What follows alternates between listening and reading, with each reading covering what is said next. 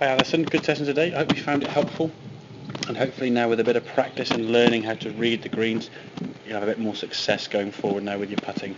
Just to run through a couple of things we discussed there with the reading of the greens itself and the slopes. Whatever you think the golf ball is going to do in terms of turning right to left or left to right, initially you're probably better off doubling it or at least adding a bit more to it. If you can't see any slope, you're better off aiming pretty much dead straight. So there's nothing that can be seen, it could well be a fairly straight putt. Once you've established whether you're going to be allowing for a break or going straight, we want to just make sure our setup now is a little bit more relaxed with the arms. There's a bit more of an angle with the arms, the forearm, and a bit more of a relaxed setup rather than getting your shoulders, your arms and the club all in a straight line and getting a bit tense.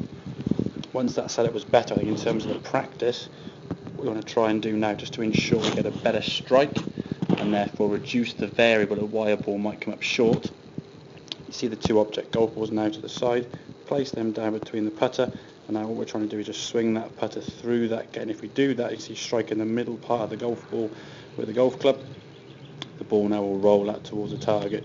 At least we know now that that's no variable that could actually cause the ball to go short. If you miss-hit the golf ball, either toe it or catch the heel of the club, the ball will travel obviously a lot less, and therefore you'll then be responding to that by hitting the ball harder next time. And then if you do strike it properly, it will just go too far.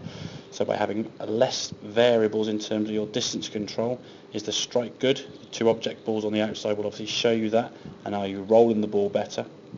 At least then by having a more of a smooth swing of the club, we know the length of swing then will dictate how far the ball goes, not potentially the strike or the contact you're making. So practice on the green there now as they try and get the golf balls as we can see as close as we can.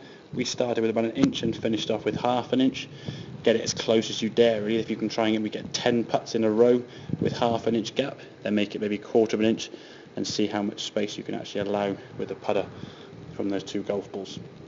At least that way with a bit of practice you're going to come away from the putting green with some confidence, not just hitting 3 or 4 putts to the same flag and reacting to each putt. So hope that all makes sense. Any questions obviously give me a shout. If you want any advice on your putters then feel free to ask, and I will see you soon.